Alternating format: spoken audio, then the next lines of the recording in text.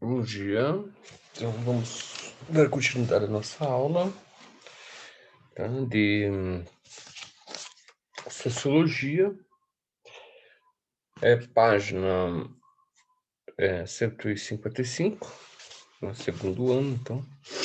E damos continuidade à nossa aula aqui, fazendo um compartilhamento de tela sobre mais ou menos o assunto que nós vamos trabalhar, né? Na verdade, não é o assunto que nós iremos trabalhar, mas diz respeito, tá? O que vocês têm aqui no fundo aqui é a página ali, ó, Gestão e Educação, as lições que as escolas não ensinam. É muito interessante isso daqui. Então, claro que eu estou divulgando, né, a página aqui e fala sobre Sociedade 5.0, Indústria 4.0 e questiona se o Brasil ainda está lá na indústria 3.0, né? Indústria 3.0 nós vamos entendemos a indústria 3.0 como ainda o processo da Revolução Industrial. Então, o texto aqui é provocativo, né? E ele tem aqui, né, sobre, aqui, ó, escrito por Orlando Marluzzi, Sociedade 5.0, a Indústria 4.0 e o Brasil com 40 anos de atraso. Então, temos aqui um tema e um texto que diz respeito no que diz respeito especificamente ao nosso assunto aqui, ó.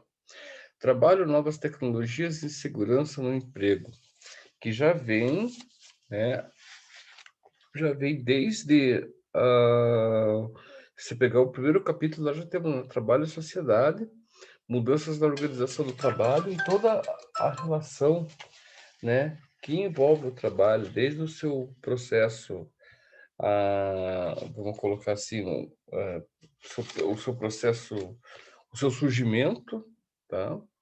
Desde quando o trabalho é entendido, né, dentro da sociedade, como que é entendido o trabalho dentro da sociedade, pelas transformações que ele passa, né, dentre elas a Revolução Industrial, até chegar aos tempos de hoje, né, especificamente, né, de, um, de, uma, de uma relação, né, entre uma sociedade 5.0, que mais para frente eu irei explicar, ou melhor, você já pode ir lendo aquele texto ali, esse aqui que está no fundo aqui, ele é bem explicativo, tá? Bem didático, por isso que eu trouxe ele, com uma indústria 4.0, olha aqui, essa relação aqui, ó, tá? Mas para isso vamos entender um pouco lá sobre o que que a apostila quer dizer, que está na página 155, né? Trabalho, novas tecnologias e insegurança no emprego. O que que tem a ver o que que quer dizer isso? Então, ó, ao longo do desenvolvimento histórico do mundo, da produção capitalista, percebemos a efetivação de significativas mudanças nas formas de organização de produção e do trabalho. Exatamente, o que eu estou falando aqui desde o começo aqui, né? Essas mudanças, significativas mudanças, porque as mudanças realmente elas acontecem, né, no campo da transformação, né? Elas acontecem quando essas mudanças elas são significativas porque elas transformam, tá? Então, ó, tais mudanças devem ser concebidas como resposta do próprio sistema às exigências de acumulação de capitais. As propostas de Taylor ou Taylorismo, né, insere-se no contexto das necessidades da racionalização dos processos produtivos e seus princípios de administração científica revelam a preocupação com a organização científica de tal processo. Então, as mudanças elas são significativas a ponto, nesse sentido aqui, né, a ponto em que uma tecnologia, né, vai caminhando ou vai, vamos colocar assim, uma tecnologia ela vai evoluindo com uma velocidade, né, com velocidade a ponto de muitas vezes não ter que é uma parada, né, um domínio, né, vamos colocar assim, um freio para essa velocidade.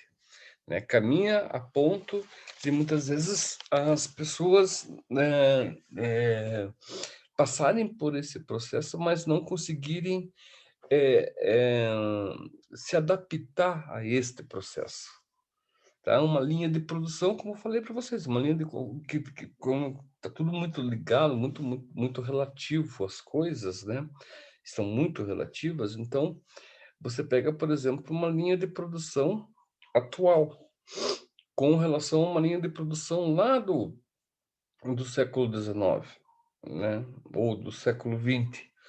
Né, vamos colocar do século XX, uma linha de produção do século XX, da década de 1970, é totalmente arcaica o modelo de uma linha de produção do século XXI do nosso tempo. Vamos colocar um objeto comum, a produção de carro, por exemplo, né? Se você pega, por exemplo, como eram produzidos os carros na década de 70 e como são produzidos os carros na década de hoje, na linha de produção, meu, é quase 2 mundos, né, 2 mundos, né, um em contraste com o outro, um contraste mesmo, porque produzir carro na década de 70, linha de produção de carro na década de 70, não chega nem ao não é nem é totalmente impensável hoje, né, para as linhas de produções de carro no século XXI, né? Hoje é tudo robotizado, não que não fosse, mas antes o homem era mais ativo em sua atividade, ele era mais ativo em sua função dentro de uma empresa do que hoje. Hoje ele também continua assim, mas, o processo, né, é outro, né, a tecnologia é outra, tá. Então, as máquinas são outras, né. Então, você pega lá uma pessoa que, tipo, participava 50 anos atrás, 40, desculpe, 40 anos atrás de um processo, né, fazia parte de uma linha de produção. Ou se ele viesse, né, vamos colocar assim, ele tivesse uma máquina do tempo e ele viesse parar aqui, né, por uma questão de minutos e fosse fazer a mesma operação que ele fazia, né, no seu mundo, na sua época, no seu tempo, ele não saberia, teria uma noção, mas talvez não soubesse operar. E vice-versa, né? Como como as pessoas hoje, olham para o passado com relação ao trabalho no passado, né, as máquinas utilizadas, né, a mecanização, mesmo que fosse, né, com a sua tecnologia, como que as pessoas hoje, elas elas têm ou se relativam, né, fazem uma relação com o passado. Será que ela sabe dominar, né? Será que que aquele processo ele é conhecido também? Isso é interessante você falar também, né? Nós falamos, porque as pessoas, né, os homens do passado não saberiam lidar, e será que não saberiam lidar com as coisas do nosso presente, mas será que nós saberíamos lidar com as coisas do presente desse passado, né? Denominada como passado, né? Eu vejo, por exemplo, é muito comum, eu que trabalho, eu gosto, né? É como um hobby, né? Eu tenho a marcenaria, então eu vejo, é muito comum, sim, você ver, ou você conversar com o pessoal que trabalha hoje com toda essa parafernália, né? De de ferramentas, né, boa parte delas, são ferramentas que são automatizadas, né, eh uma furadeira, uma parafusadeira hoje como é que é? É mato dentro de uma oficina, tem bastante, é como antigamente tivesse né, bastante chaves de fendas e etcétera. Ou seja, hoje em dia você tem, né, possibilidades de ter tudo isso. Antigamente não. Uma furadeira elétrica, né, cara, ela ela provavelmente o valor dela era muito alto para se ter. Não se produzia, não se fazia esse tipo de ferramentas, né, aqui no Brasil, né, se faziam fora daqui. Então, muitas vezes tinha que importar, então esses maquinários, essas máquinas chegavam para nós aqui num valor extremamente absurdo pelo valor de impostos que eram cobrados, né, e uma série de outras coisas mais, tá. Então, hoje tudo bem. Então, eu fico perguntando, às vezes eu pergunto assim: "Pô, será que se o cara faria o mesmo móvel que ele faz ou qualquer outro tipo de trabalho que ele dependesse de uma furadeira ou de uma lixadeira ou de uma parafusadeira, será que ele teria o mesmo sucesso se ele fosse usar as ferramentas do passado, né?" Como, por exemplo, o furadeiro que substituía o furadeiro no passado era o arco de pua. Muitos aqui de vocês não vão saber o que que é isso. Se colocar lá na internet, vocês vão ver lá a foto de um arco de pua, o que que ele é.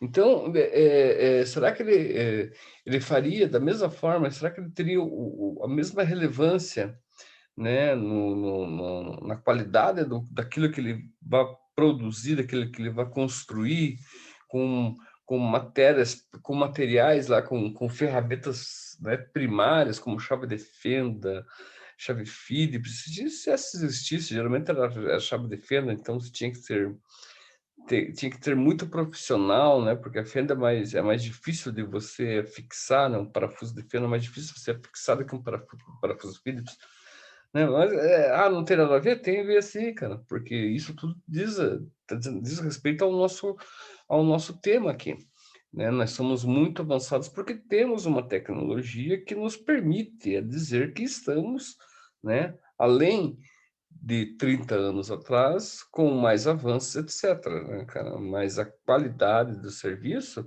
talvez seja a mesma. E olha que é discutível, né, porque hoje em dia, né, muitas vezes com essa tecnologia, né, se fazendo presente em todas as instâncias, né, em todas digamos assim, as áreas profissionais, eu acho que nós somos muito mais, assim, vamos colocar assim, mimados, né, do que o pessoal de 50 anos atrás, ou da sociedade, ou da indústria, né, do 3.0 lá, que era a indústria ainda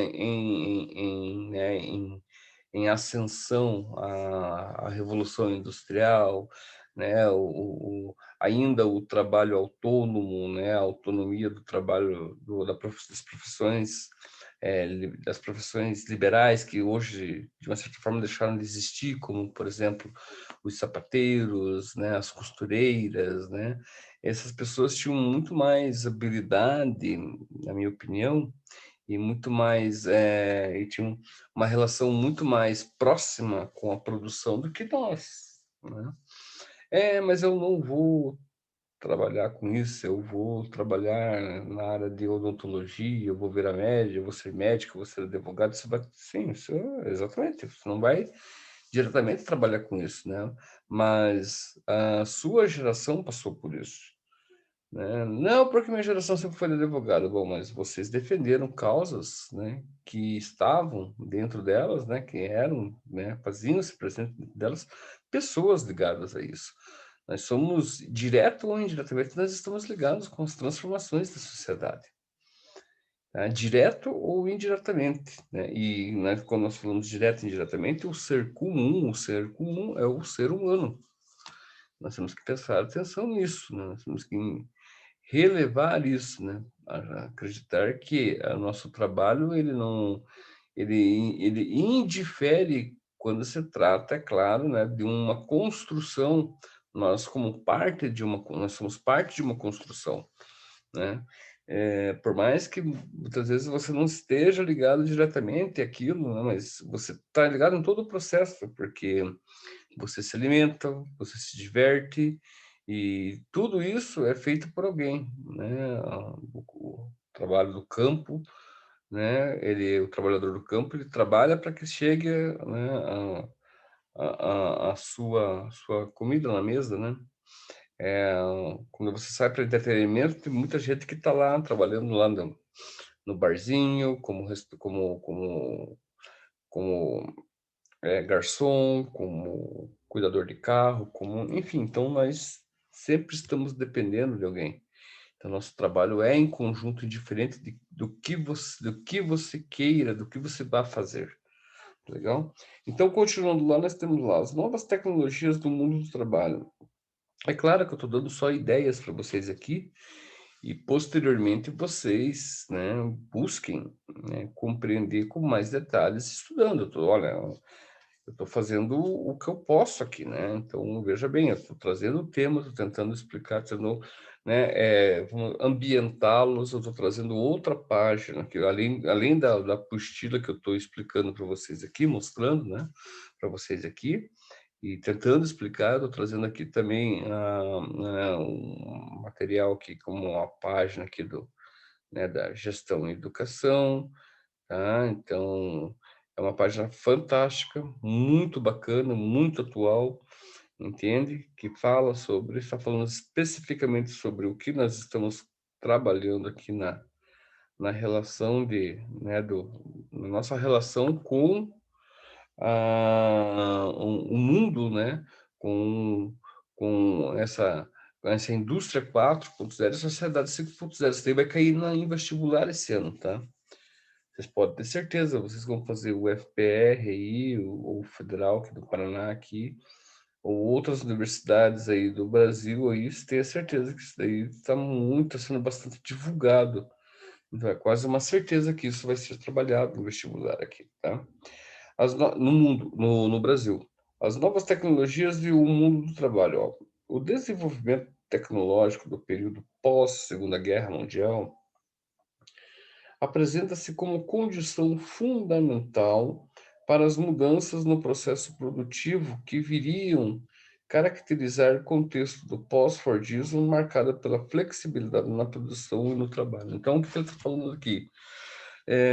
O pós-Fordismo, na verdade, ele surgiu, ou boa parte vamos colocar assim, de uma indústria, né, em movimento, uma indústria em produção, em larga produção, né, para consumismo, para que se consumisse, surgiu na Segunda Grande Guerra Mundial. Por quê? Né? Isso no mundo, tanto nos Estados Unidos como na Alemanha, em outras regiões também. Né? Porque se produziu para quem estava lá nos campos de batalha. Né? Muita coisa foi inventada lá. Né? A linha de produção, por exemplo, de automóvel, né, foi muito grande na Alemanha, né, porque o exército alemão era um exército expansionista e se utilizou do quê? Se utilizou desse meio né, de movimentação, né, esse meio de transporte, o Fusca, a moto e outras, tanque de guerra, né, e a indústria bélica a todo vapor, né, se utilizaram disso para, né, tentar, né, tomar conta, tentar vamos colocar, né, se tornar um grande império, como foi os Estados Unidos, né, que ganharam muito com isso também. Então, não só isso, por exemplo, o que nós conhecemos hoje de enlatados, né, que são comidas, né, que são feitas industrialmente, né, conservadas, né, então se utiliza um método para a conservação do alimento, para que esse alimento ele possa ser consumido ao longo, né, de 3, 4 meses ali, né, conforme a necessidade de um pelotão ou de um soldado. Então, ele carregava essa comida enlatada justamente para isso, né? Porque muitas vezes ele estaria numa situação que não permitia ele, né? Uma guerra, quando você fala em guerra, não tem, né? Nós falamos de uma constante, né? De homens no campo de batalha, né, lutando pela sobrevivência, né? Então, não é assim, olha, tá numa guerra, de repente apita um sinal, como uma empresa, como uma indústria, né? E todo mundo vai almoçar ou vai jantar e depois volta. Não, de forma alguma, né? Então, toda essa revolução industrial principia pós-Segunda Guerra. E isso, e tudo aquilo que né, se produziu na Segunda Grande Guerra vai dar uma continuidade, né, nos tempos que virão. Tá? Então, esse é o princípio de tudo. E isso é bom que vocês entendam para que nós possamos a compreender, vamos colocar assim, o intuito que foi a igreja, né, a indústria não parar, né? Qual que foi o intuito? Então, ela não pode parar, ela lucrou bastante com aquilo ali. Então, não vamos parar. É a mesma coisa que nós podemos pensar da mesma forma com relação à indústria bélica. Vocês já notaram que a indústria bélica não deixa de existir, principalmente do norte dos Estados Unidos, né? O mesmo país, ou mesmo quando, né? É o mesmo país, porque é né, o que comanda a ONU, Organizações das Nações Unidas, e que pede paz no mundo, né? Então uma coisa extremamente contraditória, né, cara, que se vem muitas vezes daquele paizinho lá, né, cara? É o país ainda que não só comercializa, né? Claro que também, né? Nós temos que pensar que isso tudo o que eu estou falando tem uma relação muitas vezes que eu não posso provar, porque, né? O que chega no morro lá das favelas não só do Rio de Janeiro, mas em todos os complexos, né? De moradia que são da classe baixa, tá? Que o crime organizado impera, né? O poder paralelo, o crime organizado impera. Boa parte da munição, tudo vem da onde? Vem de fora, cara. Agora não chega legalmente, né? Para isso, eu chamo a atenção, ou faço mais uma referência aqui, tá? De um filme chamado O Senhor das Armas. Tá? É um filme com Nicolas Cage, é um filme interessante de vocês assistirem, né, para vocês entenderem um pouco o que que é esse mundo aí, ok? Bom, por hora é isso aí. Muito obrigado. Até amanhã. Continuamos a nossa aula.